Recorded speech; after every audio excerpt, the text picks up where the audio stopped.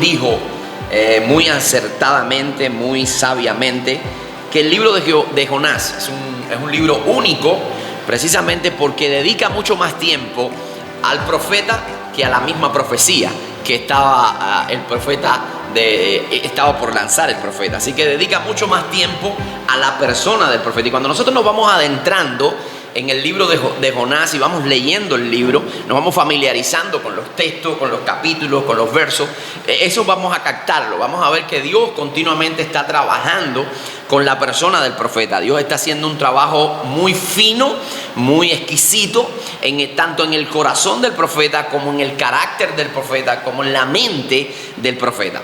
Así que eso es algo que nosotros podemos captar cuando leemos el libro de manera rápida, cuando comenzamos a leerlo. Pero vamos a contextualizarnos para poder estar relacionados con lo que vamos a estar hablando en esta mañana.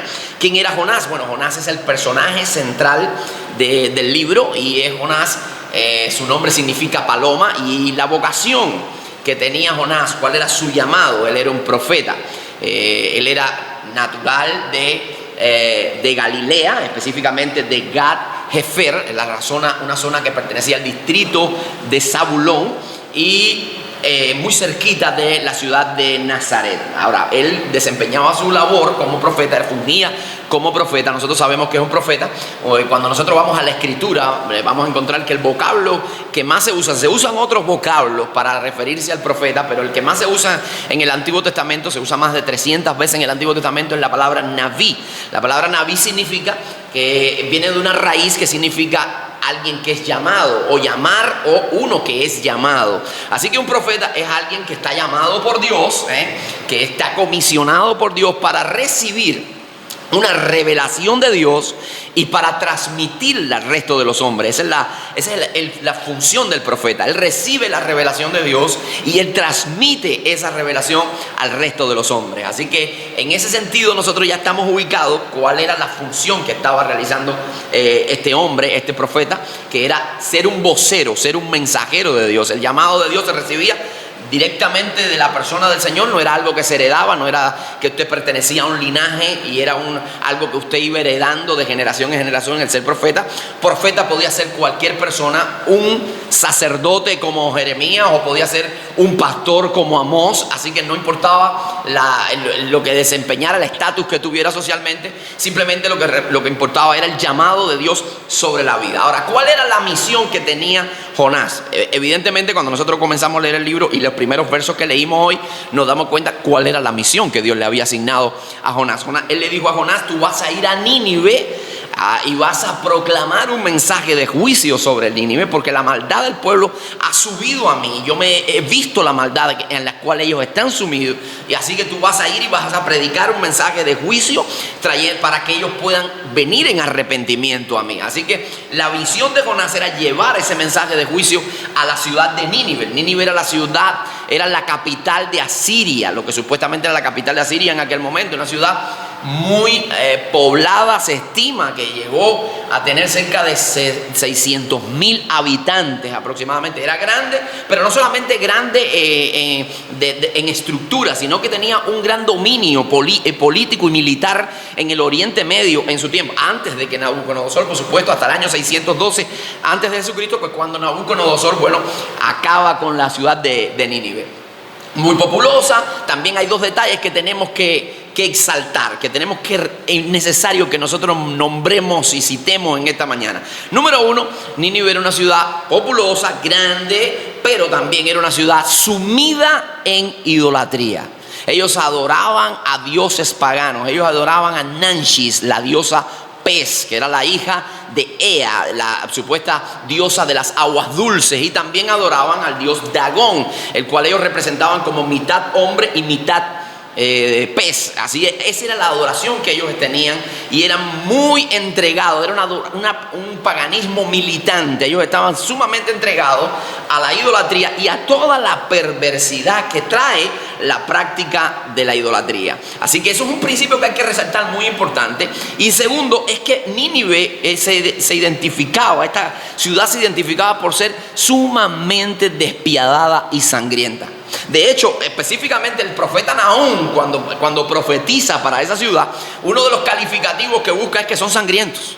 De hecho, en el mismo Nahum, cuando habla en su libro, el capítulo 3, versículo 1, le voy a decir textualmente lo que dice el profeta Nahum cuando está profetizando contra Nínive. Dice: ay de ti, ciudad sanguinaria. Le dice así: ay de ti, ciudad sanguinaria, toda llena de mentira y de rapiña, sin apartarse del pillaje. Le dice así: ay, ciudad sanguinaria, toda llena de mentira, que no estás llena de rapiña y no te apartas del pillaje. Esos son los calificativos que le hacen a una ciudad sumamente sanguinaria. Con las personas que ellos conquistaban, con las ciudades que ellos conquistaban, eran muy despiadados, muy despiadados. Se estima que dice que le cortaban las manos, los pies, le sacaban los ojos, cortaban la nariz a las personas, a los prisioneros de guerra. Y algunos escritos muy antiguos dicen que algunos de ellos los despellejaban vivos.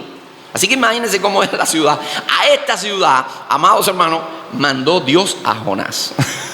Así que ahora podemos entender un poquito del por qué Jonás está resistiendo. Él está mandando a esta ciudad, una ciudad muy idólatra, pero una ciudad muy sanguinaria, muy despiadada. A esa ciudad él le está dando una comisión a Jonás y le está diciendo: yo quiero que tú vayas allí, te metes entre su gente, camines por sus calles y levantes tu voz proclamando un mensaje de juicio de parte mía. Así que ahora podemos entender el conflicto en el cual estaba Jonás. Él estaba metido en un conflicto, número uno, porque él sabía que eso era una situación peligrosa. Él conocía lo despiadados que ellos eran. Así que eso podía poner en peligro su integridad física, podía poner en peligro su vida. Y en segundo lugar, es que ya Jonás tenía ideas preconcebidas, bien elaboradas. Ellos eran gentiles y Jonás dijo: ellos son idólatras también. Así que lo que ellos merecen es directamente el juicio de Dios sobre su vida. Que Dios los aniquile, que Dios arrase con ellos, que Dios los saque de la existencia y que ni tan siquiera les dé la oportunidad de arrepentimiento. Esa era la idea preconcebida. Así que Jonás está en una disyuntiva. Jonás está en una duda. Jonás está en medio de luchando con sus temores, luchando con sus ideas preconcebidas. Él está en esa batalla interna. Y ya nosotros sabemos qué pasó en el resto de la historia. Jonás, en vez de asumir obedientemente el llamado que Dios le había dado, pues él decidió tomar un rumbo contrario. Él decidió irse a Tarsis, muy cerca de las costas de España. Así que él decide tomar una barca. Pero nosotros sabemos, ya haciendo un paneo general de lo que es el libro, nosotros sabemos qué es lo que sucedió. Nosotros sabemos que aunque él decidió irse a Tarsis, sabemos que Dios lo intersecta en el camino, Dios lo zarandea, Dios trabaja con Jonás y Jonás termina yendo a la ciudad proclamando el mensaje para que esa gente juicio sobre esa nación, y esa nación llega a tener un arrepentimiento y pueden alcanzar la misericordia de Dios y el perdón de Dios sobre ellos. Al menos el juicio de Dios es prolongado hasta los tiempos de Nahum.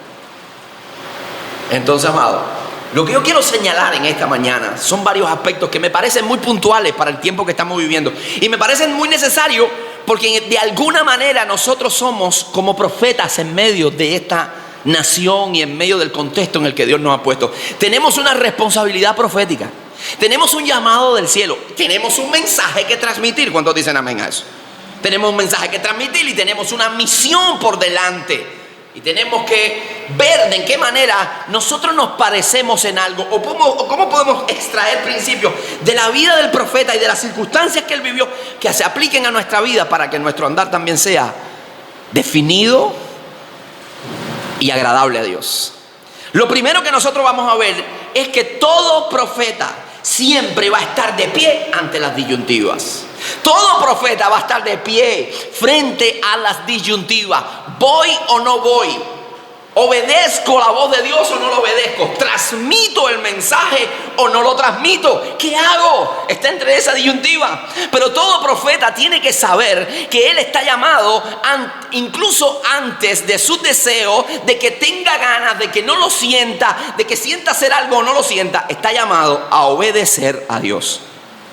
La obediencia a Dios va por encima de nuestros deseos, de lo que nosotros querramos o no querramos. La obediencia a Dios es vital y cada profeta tiene que entender eso. Jonás tenía que entender eso, no solamente porque eso lo hacía estar a tono, lo hacía desarrollar efectivamente el llamado profético que él había dicho sí cuando Dios lo había llamado, sino también porque implicaba una gran responsabilidad, porque había gente que estaba necesitada de una voz orientadora. Había gente que iban a necesitar una luz que se encendiera y le alumbrara el camino a seguir. Y cuando el profeta resiste eso, la misión de Dios, apaga esa luz y está cegando a mucha gente, eso es un acto de insensibilidad. Eso es un acto despiadado, amados. Cuando nosotros vamos a la Escritura, nosotros vamos a encontrarnos que hay mucha gente que a pesar de sus deseos decidieron obedecer a Dios. No les importaba si tengo ganas o no tengo ganas, si tengo el deseo o no tengo el deseo. Lo importante aquí es obedecer. Yo no creo que los apóstoles tuvieran mucho deseo de salir de Jerusalén, pero ya Dios les había ordenado es que hay que llevar este evangelio hasta lo último de la tierra. Y así que ellos tuvieron que debatirse entre salen o no salen, entre pierden su vida o la salvan. Pero lo cierto es que la decisión de obedecer a la voz de Dios trajo el evangelio al mundo gentil. Y hoy usted y yo somos producto de eso. ¿Cuántos dicen amén? Porque el evangelio llegó a nosotros. Cuando Pedro y Juan le dijeron, le intimaron, les amenazaron y le dijeron: oye, escúchame, no pueden hablar más en el nombre de Jesús. Ellos se debatían entre el temor. Ellos se debatían en esa disyuntiva: ¿qué hacemos? ¿Hablamos o no hablamos? ¿Anunciamos a Cristo o no lo hacemos? Así que ellos dijeron: un momento, es necesario obedecer a Dios antes que a los hombres. No podemos dejar de decir lo que hemos visto y lo que hemos oído. Y siguieron proclamando el mensaje del evangelio, el mensaje del evangelio del reino de Dios. Tenemos la vida del profeta Elías, otro de esos ejemplos, cuando está bajo amenaza de muerte, está en una situación tensa, pero él decide, a pesar de que quizás en un momento determinado diga: no tengo muchas ganas de salir a predicar hoy, él decide obedecer el mandato de Dios, porque el mandato de Dios va por encima de nuestros deseos. Amado, nosotros tenemos que saber que van a haber momentos en que como Jonás también vamos a estar en medio de las disyuntivas. ¿Qué vamos a hacer? ¿Hablamos de parte de Dios o cerramos nuestra voz? ¿Vivimos el evangelio o simplemente tratamos de pasar inadvertido? Pero hay momentos en que hay que ser definido. Hay momentos en que tenemos que decir lo que Dios nos mandó a decir y punto. Lo sintamos o no lo sintamos, tenga ganas o no tenga ganas. ¿Por qué? Porque lo más importante de todo es obedecer a Dios. Y yo creo que cuando tú y yo estemos frente a esa disyuntiva, hay ciertas cosas que nosotros tenemos que evaluar para no dar pasos en falso, para no claudicar, para no pecar, para no bajar los estándares. ¿Qué es lo que tenemos que hacer? Número uno, tenemos que plantearnos algo, tenemos que llegar a ciertos análisis. Número uno, si yo decido desobedecer a Dios, si yo decido desobedecer a Dios, no ser la voz de Dios, entonces voy a decepcionar, voy a defraudar a aquel que tanto me ha amado, aquel que me amó sin límite, aquel que dio a su propio hijo, aquel que camina conmigo todos los días, que se ha comprometido en ser mi protector, mi guardador y que además me bendice. ¿Se está entendiendo esto que estoy diciendo? Si yo rehúso ser la voz de Dios en este mundo, desde el punto de vista oral, decir lo que yo tengo que decir a través de la palabra y vivir el evangelio, que también es un mensaje, entonces le estoy fallando a aquel que es tan fiel conmigo, que me ha amado tanto y que me bendice tanto. Número dos, yo cierro la oportunidad para que otra gente, que como yo estuve en un día en el mundo también perdido, ciego y miserable, hoy se encuentran así. Y yo estoy cerrando las oportunidades de arrepentimiento, de vida, de salir de la confusión, de salir de la miseria espiritual. Y eso, amado, es poner piedra de tropiezo. Eso desagrada al Señor. Y en tercer lugar, cuando yo no cumplo mi responsabilidad como cristiano, como profeta de Dios en medio del siglo XXI, en medio del contexto donde Él me puso, amado, terminamos haciendo más daño. Terminamos haciendo más daño que el bien que pensamos hacer. Fíjese que Jonás, ¿qué hizo? Se fue a Tarsis. Y él pensó que con eso iba a resolver el asunto, pero terminó trayendo daños colaterales. Se metió en un barco, allá abajo en la bodega del barco, se quedó dormido y de pronto una tormenta y todos esos marineros estaban como vueltos locos, desesperados. ¿Quién provocó esa tormenta?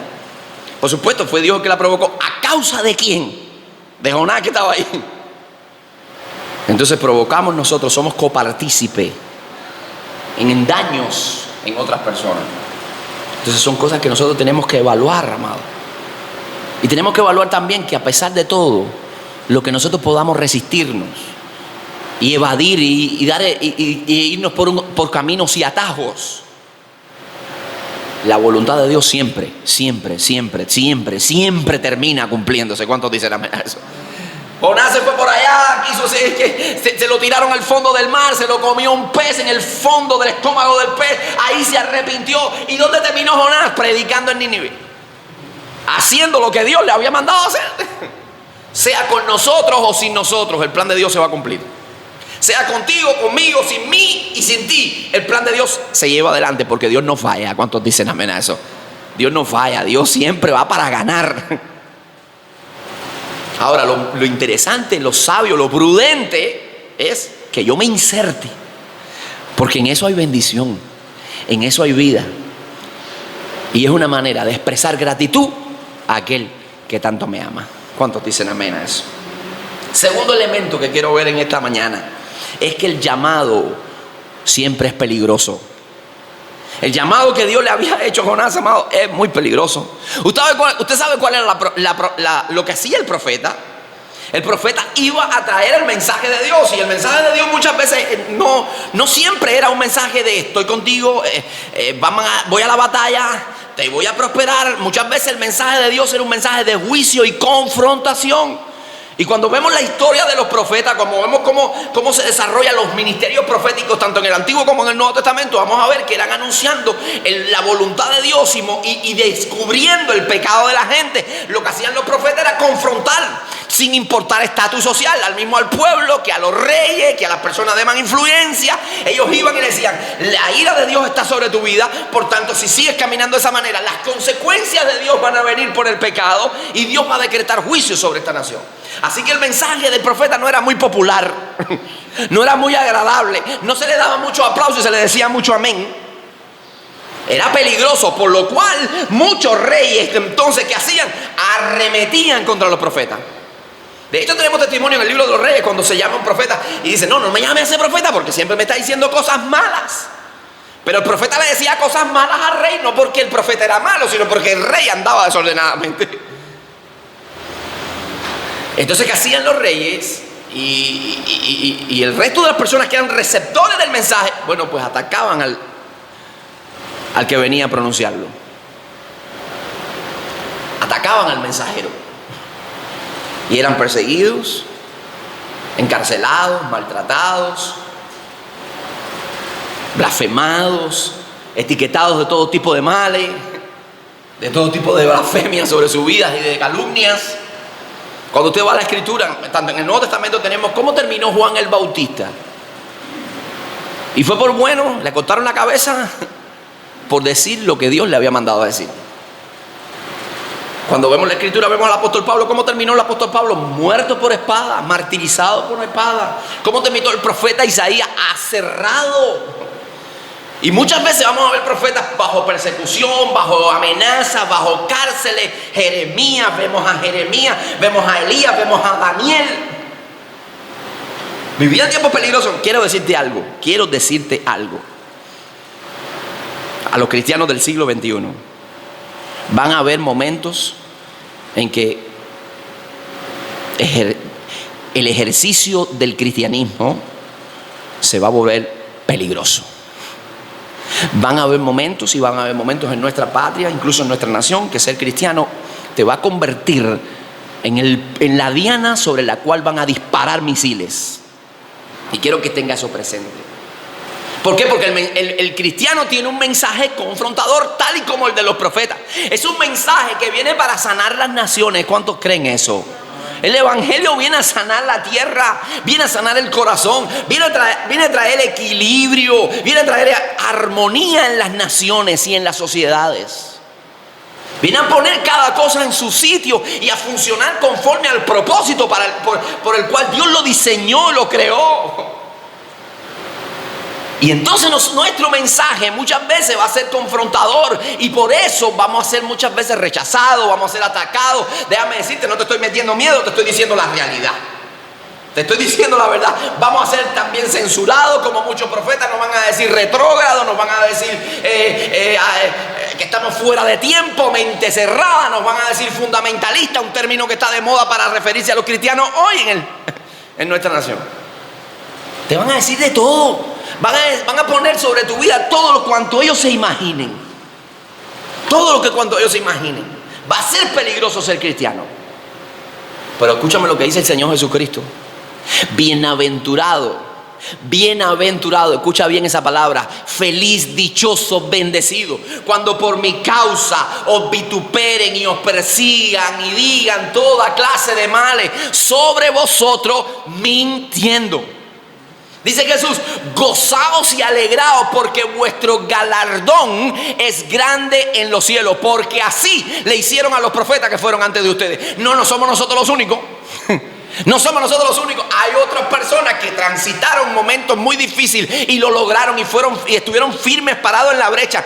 Hubo tiempos de definición y se decidieron acoplarse a la palabra de Dios, a los ideales del reino de Dios, a los principios del reino de Dios, a no bajar los estándares, a no canjearlo, a no ceder. Y su galardón fue grande en los cielos. Nos toca a nosotros ahora. El turno es mío y tuyo. Te toca a mí, a ti y a mí. Pero recuerda que tu galardón es grande. Tú no tienes que agradarle a ningún hombre. Tú tienes que estar claro que tu galardón, ¿de dónde viene? ¿De dónde viene tu socorro? Viene de Jehová. Al único que tienes que agradarle es a Dios. Porque de ahí es donde viene tu socorro. ¿De dónde está tu herencia? En los cielos. Y no importa lo que tenga que soportar, dice Jesús, el que persevera hasta el fin, ese será salvo. Es tiempo, amados, definitivamente, es tiempo de estar definido. Porque el llamado es peligroso. Nuestra vocación es peligrosa. Vamos a estar de pie ante las disyuntivas, ante nuestros propios deseos. ¿Lo hago o no lo hago? Pero también vamos a estar de pie frente al peligro. ¿Qué vamos a escoger? Es mejor obedecer al Señor, incluso a pesar de que nuestra vida se pierda en el intento. Ananías, me viene a la mente ese personaje, Ananías. Usted sabe que de pronto Dios se le aparece un día a Ananías y le dice: Ananías, yo quiero que vayas y ores por Pablo. Ponga las manos sobre él y ores para que reciba la vista. ¿Usted sabe quién era Pablo? En ese momento no era Pablo, era Saulo. Se conocía por ese nombre. Saulo de Tarso. Y él mismo se lo dice al Señor. Dice: Señor, este hombre es un asesino. Este hombre persigue a tus hijos. Pero él decidió, a pesar del peligro, asumir el llamado de Dios.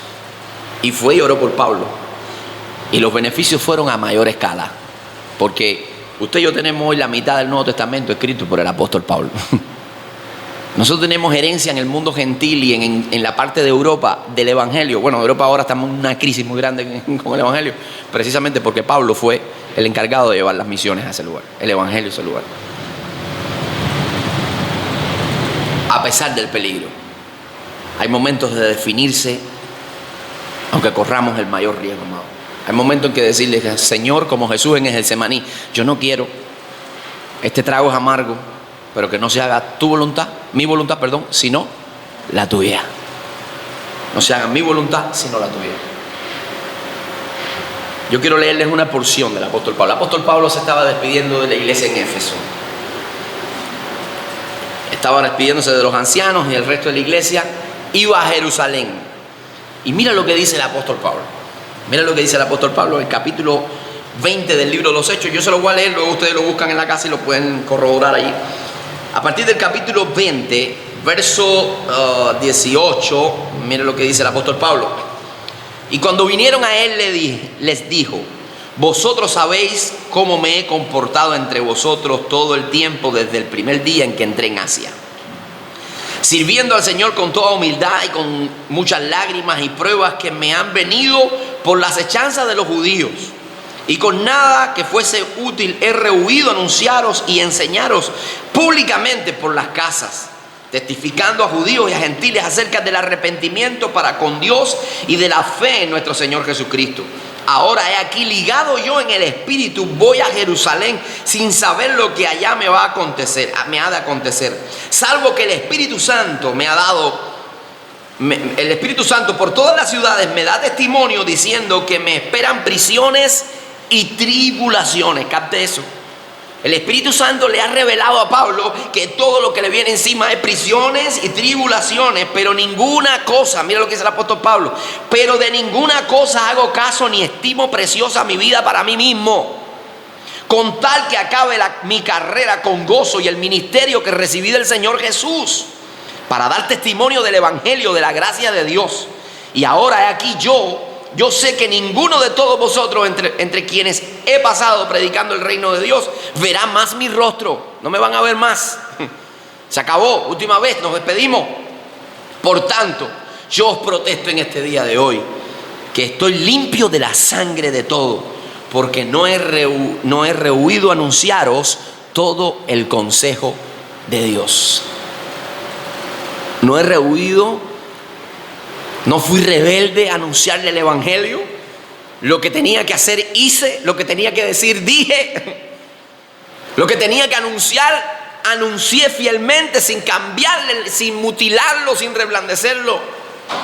Y sé que ahora me viene encima prisiones, sé que viene encima tribulación y torturas y muerte, pero ninguna cosa hago caso, por tal de que yo acabe con gozo la carrera y el ministerio pueda cumplirlo, el ministerio que recibí de mi Señor Jesucristo. Esa convicción, amado, tiene que ser nuestra. Ese principio que Pablo acaba de decirle a esos creyentes de Éfeso es nuestro principio hoy. Tenemos que hacer nuestra esa palabra, a pesar del peligro que corramos, que nuestra integridad física está en juego. Amado, ser fieles y obedientes a la voz de Dios.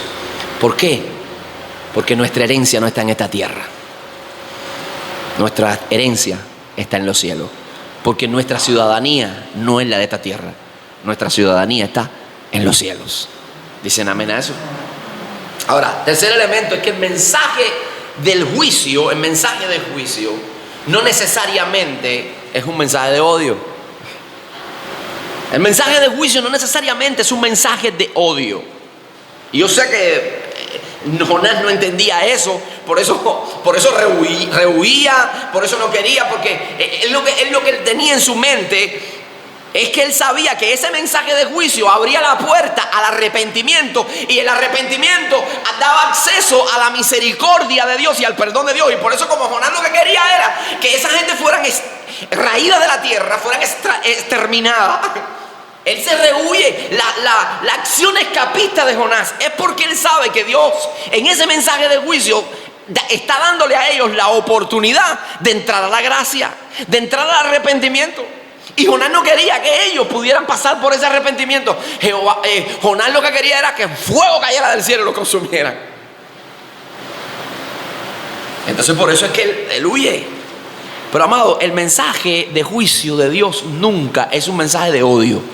No, estamos equivocados. Hay veces que el cristiano dice: fuego. No, el mensaje de juicio y de condenación que habla de la ira de Dios, lo que hace es exaltar la grandeza de Dios, la santidad de Dios, la justicia de Dios, pero también da oportunidad al arrepentimiento que te lleva a la misericordia y a la gracia y al perdón, a la restitución. ¿Se entiende? Así que cuando damos un mensaje como el del evangelio, que va primero precedido por una mala noticia, estamos bajo condenación. No es para dejar a la gente sin esperanza, sino para decirle: hay una solución, Jesucristo. Pero si tú dices, altera el orden y dices: hay una solución, Jesucristo. ¿Una solución a qué? Yo no me hace falta, yo vivo bien, yo estoy happy. No, tú estás bajo la condenación. Pero tranquilo, hay esperanza en Dios. Entonces, no es un mensaje musulmán de odio terrorista, no. Cuando el mensaje de juicio es un mensaje que da oportunidad al arrepentimiento. Y el arrepentimiento llega a tocar el corazón de Dios. Entonces, hoy por eso van a decir a los cristianos que son fundamentalistas, que son mente cerrada, que tienen un mensaje de odio negativo. Lo que pasa, yo quiero que usted se grabe bien eso. Esto que le voy a decir ahora, quiero que se lo grabe bien. Lo que pasa es que el hombre que está ensimismado en su pecado, escuche, el hombre que está ensimismado en su pecado, él no entiende que el mensaje de arrepentimiento es la puerta de acceso al salón de la gracia, sino que él lo ve como un mensaje de odio y exclusión. Él lo interpreta de esa manera. Él no ve que es la oportunidad para entrar a la gracia, al favor de Dios, a la bendición de Dios. Él dice, no, es un mensaje de odio y excluyente completamente. No, es un mensaje de amor. Y cuando usted va a la Biblia, usted se va a dar cuenta de que el mensaje de arrepentimiento que Dios traía sobre las personas es un mensaje de amor y de gracia. Miren lo que dice la Escritura. Miren el Nuevo Testamento, los dos mensajes de Pedro, el día del Pentecostés y luego cuando la curación del cojo, recuerda, que le habla a las multitudes. Y multitudes se añadieron a la iglesia en ese momento, 3, 4,000, 5,000 personas. Dice, mire lo que dice el primero, dice, arrepentíos y bautícense cada uno de vosotros en el nombre de Jesucristo para perdón de vuestros pecados. Hechos capítulo 2, versículo 38. Para perdón de vuestros pecados y para que recibáis el Espíritu Santo. Arrepiéntanse, conviértanse. La ira de Dios está sobre ustedes, pero para que reciban la bendición, el Espíritu Santo. Para que sean borrados vuestros pecados. En el capítulo 3, mire, le dice, arrepentíos y convertíos para que sean borrados vuestros pecados. Y para que vengan de la presencia del Señor tiempos de refrigerio. Hay algo mejor. Hay algo mejor. Y en el Antiguo Testamento, si se humillare mi pueblo, sobre el cual mi nombre es invocado, si se convirtieren de sus malos caminos, si oraren, entonces ¿qué haré yo? Dice, oiré desde los cielos y sanaré su tierra. Ese es el mensaje de arrepentimiento. Nunca ha sido un mensaje de odio. El mensaje que nosotros llevamos, el mensaje de juicio, es un mensaje que exalta la santidad de Dios, la justicia de Dios, que pone en perspectiva a la gente y lo que le hace saber es que Dios es santo, 3 veces santo, Dios es justo y no puede cohabitar con el pecado. Entonces trae su plan, presenta su proyecto. Ahora nosotros en nuestra naturaleza de libre albedrío, en nuestra autonomía, en nuestra libertad, o podemos aceptar lo que Dios dice y arrepentirnos, o podemos rehusar lo que Dios dice y cosechar las consecuencias de haber desobedecido a Dios también. ¿Entiende? ¿Se entiende lo que estoy diciendo? Y ese es el mensaje, no es de odio. Es un mensaje que abre la puerta a la gracia. Y en final, con esto termino. Amados, vivimos tiempos de definición. Es tiempo de estar definidos. Donde tenemos que ser fieles a la voz de Dios. Donde tenemos que abrazar los pilares del reino. Donde tenemos que determinarnos a ir contracorriente. Y déjeme decirle algo, eso trae un precio. La fidelidad y la obediencia a Dios trae un precio. Y todo aquel que se dispone a ser fiel y obediente a Dios sabe que tiene que pagar un alto precio. Si nosotros, el día que le dijimos sí al Señor, quemamos las otras barcas, sabemos que ya no hay alternativa. Vamos a seguir hacia adelante. Pero si comenzamos a considerar que hay otras alternativas, todo lo que pueda ofrecerte el mundo es miseria y condenación. Es mejor seguir hacia adelante, conscientes de que vamos a ser lacerados, pero conscientes de que va a ser la transición a la presencia de Dios, que abandonarlo todo y convertirnos en una estatua de sal. El Señor habló claro cuando le habló a la iglesia, le da un mensaje a la iglesia de Éfeso. Apocalipsis capítulo 2. ¿Han leído? Apocalipsis capítulo 2, versículo 10. Nosotros simplemente leemos la última parte, sé fiel hasta la muerte, pero al principio, en ese verso le está presentando una serie de cosas. Le dice: no temas en nada lo que vas a padecer. Mira cómo abre el versículo. Le dice: y no temas en nada lo que vas a padecer. Vas a ser puesto en la cárcel y van a venir sobre tu vida tribulación, pero sé fiel hasta la muerte y yo te daré la corona de la vida. Sé fiel hasta la muerte y yo te daré la corona de la vida. Es tiempo, cristiano, donde tenemos que estar definidos. En tu escuela, jóvenes que están acá, en tu centro de trabajo, en el barrio, van a haber cosas que vas a tener que decirle que no, porque van en contra de tus principios. Que tu no sea dicho con gozo. Que ha dicho con gozo, porque le está siendo fiel a Dios. Hay otras cosas que vas a tener que anunciar y no vas a ser bien visto. Pero son tiempos de estar definido, porque a quien tú tienes que ser agradable no es a los hombres, sino a Dios. Y finalmente te dejo con estos 3 puntos que te voy a solo citar. Número 1, debemos estar comprometidos con la palabra de Dios. Número 2, tenemos que estar comprometidos en ser voceros de Dios. Número 3, tenemos que estar determinados a vivir contracorriente. Y número 4, tenemos que estar decididos a pagar el alto precio de nuestra obediencia y fidelidad a Dios, recordando que nuestro galardón y nuestro premio está en los cielos.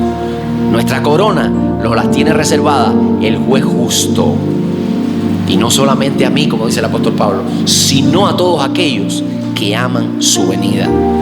Le pido a Dios que nos dé fuerza, que nos dé denuedo, que nos dé valentía, para que no, como dijera Martín Lutero, nuestra conciencia esté cautiva a la palabra de Dios.